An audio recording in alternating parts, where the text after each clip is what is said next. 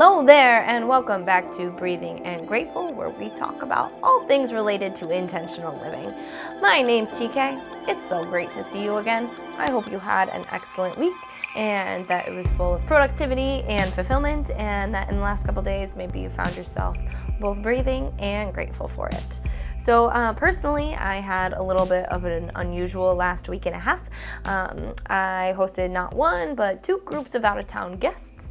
My husband and I live in Portland, Oregon, and we had friends visit from southwestern Alaska and from our home state of Michigan. So it was really busy and a lot of fun, but I also came down with this pretty unfortunate cold right in the middle of it.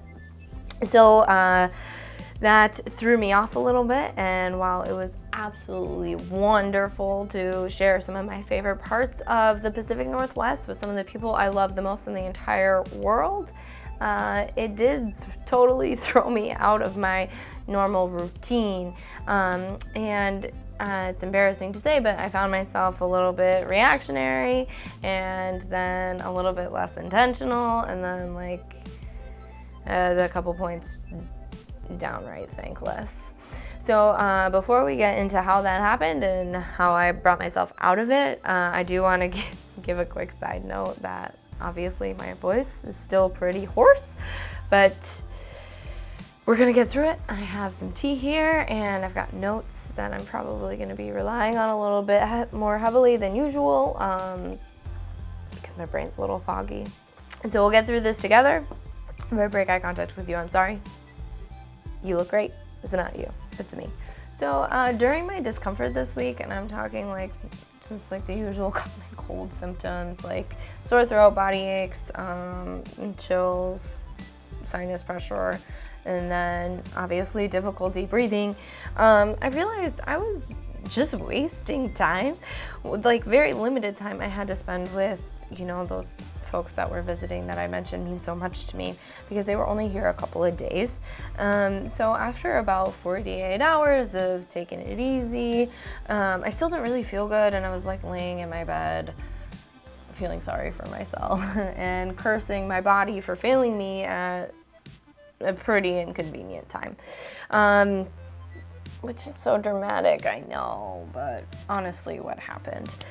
So the next morning, I woke up and I tried to remember that even though it's shallow and a little bit strained, I was breathing.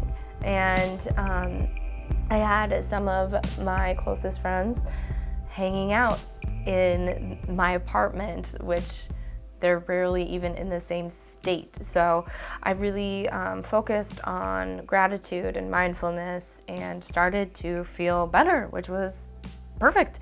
And we were able to cram a ton of wonderful activities into just a few days.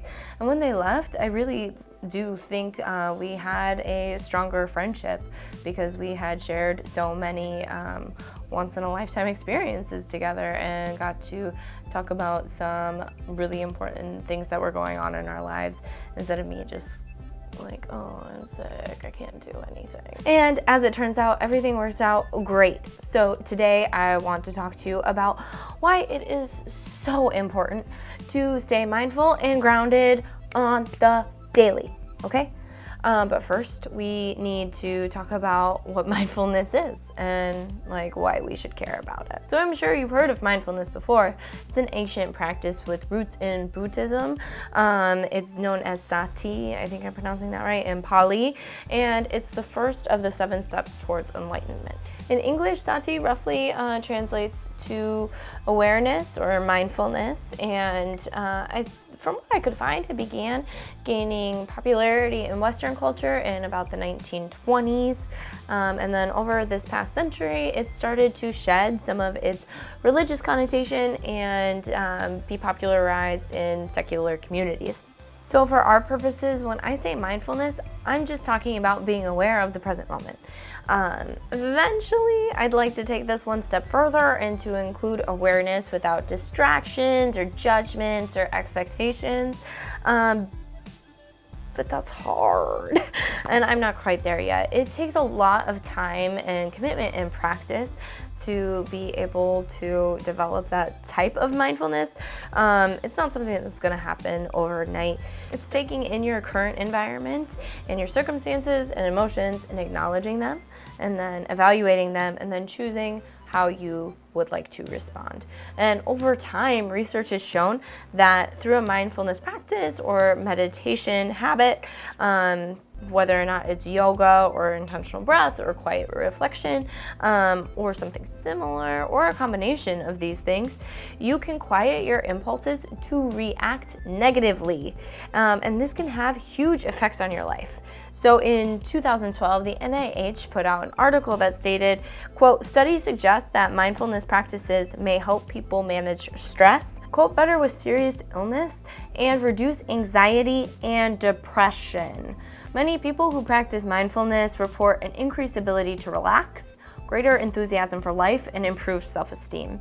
So one NIH-supported study found a link between mindfulness, meditation, and measurable changes in brain regions involved in memory, learning, and emotion. And there are even more researchers that claim that through a mindfulness practice you can develop a feeling of oneness, whether or not it's scientific through like genetics and evolution, or one with spiritual backing. But when I talk about mindfulness, it's from the motive of improving my own personal well-being and hopefully yours. And I don't think we can cover this topic without acknowledging the very obvious fact that I'm a Midwestern white lady with one religious studies class under my belt and 0 psychological training. There are hundreds of applications for your phone, books, podcasts, experts telling you why mindfulness is going to help you change your life, and that is wonderful. But it is also really important to be conscious of where that information is coming from, because when mindfulness is used as a self-help tool or a success strategy, it's come under criticism for being nothing more than a marketing strategy, right? In the last decade, this term like mindfulness has gained popularity. You just want to know where this secular mindfulness-based advice is coming from, because we're gonna be mindful about stuff. So personally, I think in order to have a comprehensive mindfulness practice, you also have to acknowledge your place in the world and what power you yield and what privilege you have. And since around here we're committed to intentional living, I want to formally state that my goal is to use this platform as a force for positive change and an inclusive place of community. So we're going to be absolutely excellent to each other, okay? And we're gonna tell it like it is, but respectfully, and while honoring each other's unique journeys. So with that heavier stuff out of the way, I want to circle back and share some of the things that I noticed when I totally blew it on my habits and mindfulness routines for like pretty much 10 days straight. First off, I found myself being way more susceptible to the social scroll. I was super distracted. I would get caught up in social media pretty easily. And this is kind of a separate topic, but we were also eating out a lot. And there's that awkward time in between when you order and when your food comes. If it's a little delayed and you're really hungry, people aren't super chatty. And I just found myself like zoning into the screen,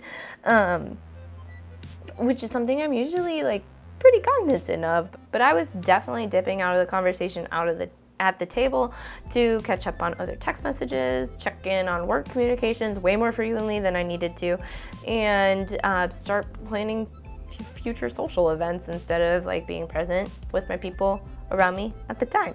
Super not cool. I absolutely could have waited for a more appropriate time, and to those babes that I did that to, if you're watching, I am officially and publicly sorry. Another change that I noticed was that increased reactionary impulse and a lot of self-doubt. So one of the few mindfulness practices I keep regularly is journaling, and I like to do it first thing in the morning. That way I have my brain dump out of the way, and then I have a list of my priorities. But without that guide, I was kind of winging it, and we got in a lot of these situations where it was like, oh, well, what do you want to do? Oh, I don't care. What do you want to do? And I had ideas. Of what we should be doing, but I got really self-conscious about like pushing them onto other people. I didn't want to be like a bossy group leader type person. So I was second guessing myself a lot, which is absolutely a bad habit I have. And this was just like a good reminder to be more diligent about my self-talk, because we could have saved a lot of wasted time just not knowing what we wanted to do. And in general, I felt like over that last week, I was maybe a little bit unintentional with my time, my money, and my consumption habits. But I think it is also super important to acknowledge that I left some of my mindfulness behind in service of creating some once-in-a-lifetime memories with really close loved ones who mean a lot to me. So it's one of those situations where the end justifies the means, but it is also an important topic that needs to stay top of mind as I move forward with my mindfulness practice. So thanks so much for watching. If you made it this far in the video, please go ahead and hit that like button. Maybe subscribe so you don't miss out on Breathing and Grateful as it comes out every Monday. And if you are working on your own mindfulness practice, please let me know in the comments below. If there's anything that you would like to set an intention for or that you're struggling with, I'd love to talk to you about it. Other than that, please stay breathing, please stay grateful, and I'll see you next week.